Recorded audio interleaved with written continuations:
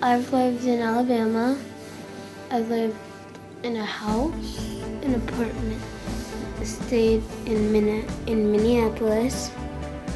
I stayed in a house, an apartment, a shelter, and a house. I stayed in Rochester. I stayed in a shelter and in a motel. Each year, between 250 and 300 students within Rochester Public Schools are identified as lacking stable housing. Today, our goal is to educate staff on the Mckinney Vento law regarding families experiencing homelessness and offer suggestions as to how these students can better be supported in the classroom. She gives us what we need. She got me new clothes. My name is Melissa Brandt, and I'm the Students in Transition Coordinator for Rochester Public Schools. It's amazing the difference the little things can make for a student. So whether it's hygiene products so that they can shower that day, or school supplies so they have what they need, a pair of socks so that they are comfortable throughout the course of the day, transportation to their school. All of that can mean the difference between a student graduating and a student not graduating. The Mckinney Vento Act defines homeless children as those who lack a fixed, regular, and adequate nighttime residence.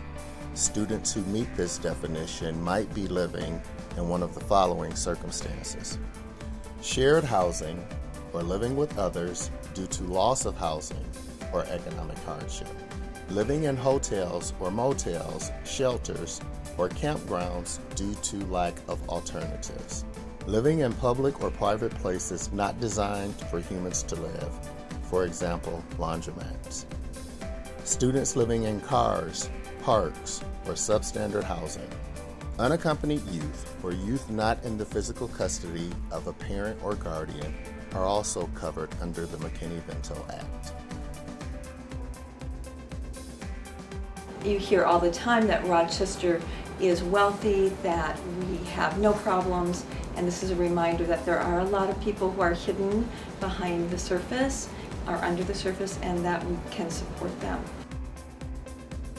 To meet the obligation of the federal law, Rochester Public Schools assists in transition or homeless students with the following services: immediate enrollment, transportation to enrollment and registration appointments, assistance with school supplies, scholarships for school activities, free breakfast and lunch at school, and access to a school social worker.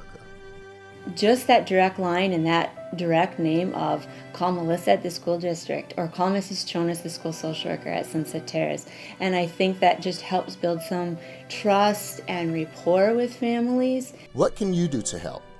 As principals, teachers, and staff members, here are a few helpful tips in assisting homeless and highly mobile students. Welcome students and give them a sense of belonging. Keep the student's living situation confidential. Provide a place for students to keep their personal belongings safe. Be aware of basic needs like clothing, food, health, and hygiene, and work with the in-transition coordinator or your school social worker to help meet these needs. Rochester has many resources, and if the family is willing and able to say, yes, we're in transition, it's amazing what we can find for them. Simple things from school supplies to the backpack program to a winter coat or snow pants is a big deal at elementary school.